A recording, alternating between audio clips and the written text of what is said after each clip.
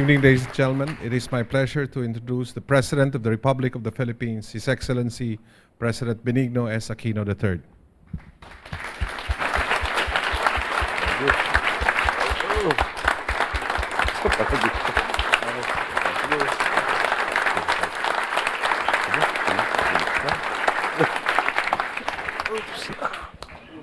Maraming salamat, Secretary Almendras. Mr. President, at this point, we'd like to call on the Chief Operating Officer of ABS-CBN Global, Mr. Rafi Lopez, for his welcome remarks.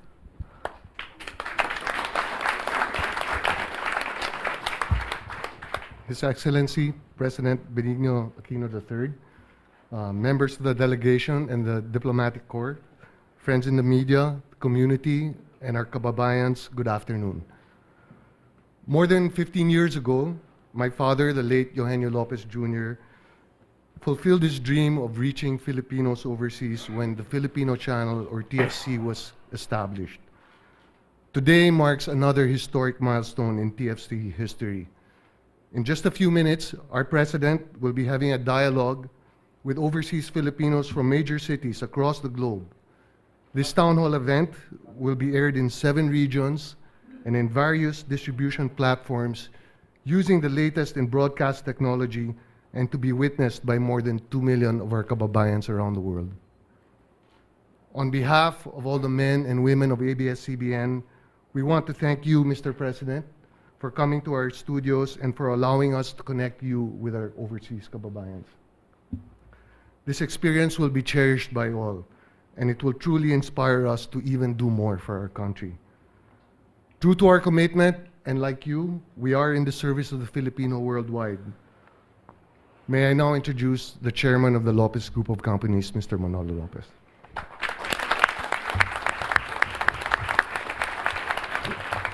President Benigno Aquino III, members of the Cabinet, distinguished guests, ladies and gentlemen. It is really indeed an honor and a privilege for ABS-CBN International to host this very important town hall meeting today. This will afford Filipinos all over the world, especially Filipinos in the Bay Area, to get to know the President, our President, a lot better. We understand that he brings home with him a lot of investments, pledges, and commitments by investors, especially in New York. Aside from the hot dogs, the In-N-Out burgers, he brings literally the bacon home to the Filipinos back home. So without further ado, we'd like to thank all our guests today for honoring us with your presence. Good afternoon to all of you. Our very first town hall sa TFC will begin shortly. In the meantime, we would like to remind everybody to please turn off your cell phones. No flash photography is allowed. In the meantime, enjoy the show. Maraming salamat po. Pero hotdog yun, singular. I don't know about Secretary.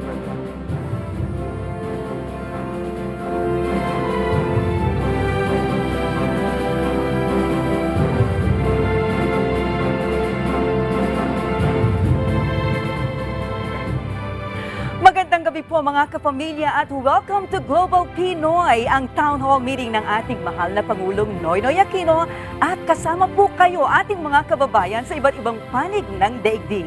And we will be joined by our kababayan from different parts of the world. Salubungin po natin at kumustahin ang ating mga kababayan mula po sa London, Dubai, Tokyo, Canada, Los Angeles, at New Jersey. At dito po naman sa ating North America Broadcasting Complex, ako po si Jel Santos Relos. Kasama ko po ang ating News Bureau Chief, Jing Reyes, at Carmina Constantino. At sasagutin po ang inyong mga tanong ng ating Pangulong Noynoy Aquino na narito po ngayon sa Amerika sa kanyang first foreign trip bilang presidente ng bansang Pilipinas. Mr. President, magandang gabi po sa inyo and welcome. Magandang gabi rin po. Mr. President, ang dami niyo pong nagawa sa maiksing panahon ng inyong pong pagbisita dito. Bago ang lahat mga kapamilya, magbalik tanaw muna po tayo. After his first foreign trip, President Aquino is bringing home a large grant, thousands of jobs, and a renewed confidence by business leaders in the country. Ipinagkaloob ng Millennium Challenge Corporation sa bansa ang $434 million para sa mga programang lalaban sa korupsyon at kahirapan. I invite you to come see for yourselves what we're doing to make sure that the Philippines is once again open for business. President Aquino's sales pitch and resolve to fight corruption also convinced American companies to invest in the Philippines. Aside from presenting his economic agenda, the president also dealt with foreign policy issues. He played an active role at the second U.S.-ASEAN leaders meeting where he raised the issue of territorial disputes in the South China Sea.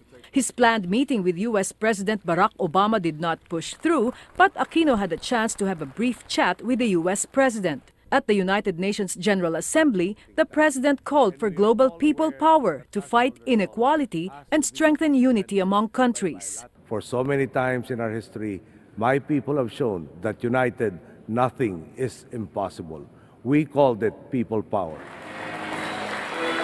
People power din ang ipinakita ng mga Pinoy sa New York at New Jersey na nagtipon-tipon sa Baruch College para makapiling ang Pangulo.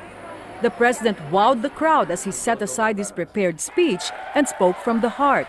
He thanked them for remitting their hard-earned dollars to the homeland, asked for their support in lobbying for U.S. legislation which would benefit the Philippines' dying textile industry, and promised to look into their concerns as Filipinos living in America.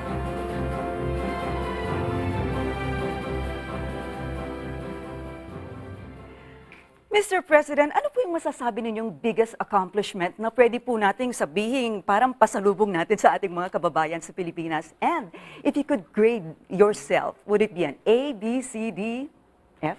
No, not at all. Mahirap naman nung mag-grade dahil tinuruan ho tayo na dapat humility raw at maging humble. Baka ho yung tatay at nanay ko nanonood sa akin, batukan ako pag sado tayo nagyabang. But the greatest accomplishment, job generation, no? There is a very substantial number of jobs that we're bringing home. Yung dollar value of the investments that are coming, just 3 firms out of the multitudes that we talk to. I'm not supposed to reveal the others, but just 3 will be bringing in, plus the Millennium Grant, will be bringing in the neighborhood of $2.8 billion. That will be in our economy and helps us grow our economy and helps us actually get a better governance going. Mr. President, talagang importante yung jobs yan ang hinahanap ng ating mga kababayan. Pero teka po, may katanungan po ang ating mga kababayan mula naman dito sa ating audience. Jing. Mr. President, alam po ninyo medyo taghirap ngayon dito sa Amerika. Marami pong kababayan natin ang nawala ng trabaho. At yan po ang tanong ni Ginoong Pablo Tempra. Nawalan ho siya kasi ng trabaho dito, Mr. President. Mahal na Pangulo, ang tanong ko lang po sa inyo meron po bang magandang sitwasyon na sa Pilipinas, parang katulad naming mga may edad ng Pilipino, makabalik ng permanente sa Pilipinas? Well, hinahabol, hindi ko naman masasabi ang laki na ng pinagbago ng Pilipinas. Tayo po wala pang 3 buwan na nanunungkulan. No? Pero ang dami na hong nagbago sa mga sistema at proseso natin na talaga magkakaroon ng mas maayos na pamamala. Sample po, no? Taon-taon meron tayong ginagastos na 3 bilyong piso para sa tinatawag na slope protection. Tapos meron inimbento po isang Pilipino, na taga Bicol University, makakatipid na po yan ng hindi bababa sa 2.5 billion do sa budget na ginugugol. Yan 2.5 na naitipid, pwede natin dalhin po para sa pangangalaga. Yung health rin isa sa mga pangunahin natin ipinangako. Yan po pwede natin itulak sa PhilHealth para lalo mapaaga yung universal coverage na hinahabol natin, amongst other things. So. At marami pa mga ibang mapapagmalaki na po natin. Kaya lang nga, sana pakitindihan po, wala pa nga ho tayo 90 days. Yung mga dekada-dekada kung papalitan natin, hindi ho ganun kabilis mapalitan. Naintindihan ko po yung mahal na Pangulo. Naintindihan ko po yung kabago-bago lang po ninyo. Hindi naman po kami naghahangad ng milagro. Salamat po. Salamat po. Maraming salamat, Mr. President. At mga kapamilya, magbabalik po ang ating Global Pinoy Town Hall Meeting. Makaraan lamang po ng ilang saglit.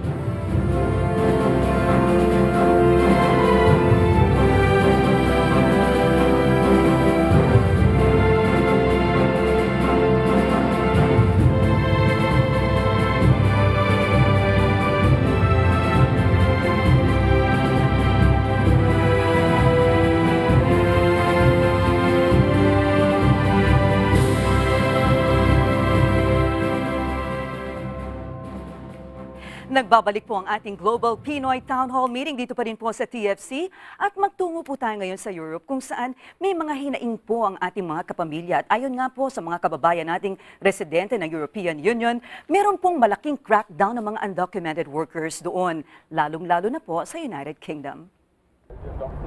Tinatayang may 203,000 Pinoy sa UK pero hindi pa kasama ang undocumented na Pilipino sa bilang na ito. About 85,000 Filipinos here are British citizens. Some 65% of Filipino workers here are nurses, while 10% are in the domestic sector. About 5% are entrepreneurs. Sa huling 6 na taon, mahigit 20,000 Pinoys ang nirecruit ng National Health Service para magtrabaho bilang nurse at carer. They're actually very a valuable asset to the organisation. We still have existing Filipino nurses here that actually from our last recruitment that was over 5 years ago. Binansagan namang hidden community ang Pinoy sa UK dahil wala pa itong boses sa politika. Kamakailan lang nagkaroon ng Pinoy na tumakbo sa UK politics. In 2008, Filipinos here felt the effects of the global recession. Karamihan sa tinamaan, mga dependents ng nurse. Maraming Pinoy nurse ang gusto na ring mag-al sa balutan at lumipat sa Australia at Amerika. Yung standard of living napakataas. So, kahit malaki yung kinikita mo, malaki rin ang gastos mo at the end. Wala ka rin masyadong nasisave. Filipinos here face another problem, a new policy that gives people from the European Union priority in the job market. Nagsasara na ang pinto ng UK sa low-skilled migrants na galing sa non-EU countries, kasama na ang Pilipinas. Ngayon sa bagong liderato ni Prime Minister David Cameron, naglagay na ng cap sa pagpasok ng migrant workers. Kaliwat kanan ng pagpapadeport sa Pilipinas ng undocumented migrants. Malaking hamon din sa mga Pinoy dito kung paano makikipagsabayan sa EU citizen sa pakikipag-agawan sa trabaho dahil sa batas na hindi napantay. Habang ang mga iligal naman ay patuloy na tinutugis ng UK Border Police. At mga kapamilya natin from United Kingdom join us now via satellite to ask President Aquino their question.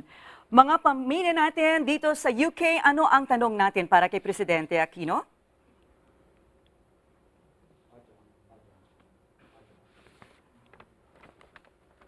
All right, we're trying to get a good feed from UK. Go ahead. Mga kapamilya natin from United Kingdom join us now via satellite to ask President Aquino their question. Mga pamilya natin dito sa UK, ano ang tanong natin para kay Presidente Aquino? Okay. Dito po sa United Kingdom, napakarami ng mga Pinoy ay TNT o tago ng tago. Ngayon po, under attack ang community na ito mula sa British government dahil nagkakandak sila ngayon ng mga early morning raids at hinuhuli nila ang mga TNTs na ito at idinideport agad. Pwede po ba nyo kaming bigyan ng commitment na itong mga degrading acts na ito ay i-aapilan nyo kay David Cameron para matigil na? Pwede nyo po bang magawa yan, Mr. President, nang sa ganun matigil po itong sinasabi nilang raid at crackdown sa ating mga kababayan, which is very degrading? Hindi ko tayo pwede makialam sa batas nila. No? Batas po nila yan, nag-umpisa na nga ho, undocumented, yung karapatan para manatili doon ay hindi ho maliwanag. No? Pero meron naman hong tinatawag na international na humanitarian law. So pwede po natin i-review ang nangyayari doon at idudulog po natin sa kanilang ambahador sa Pilipinas, may parating itong mga mukha ito. Pakiusap ko po baka pwedeng mabigyan tayo ng datos. No? Ano ba itong ginagawa?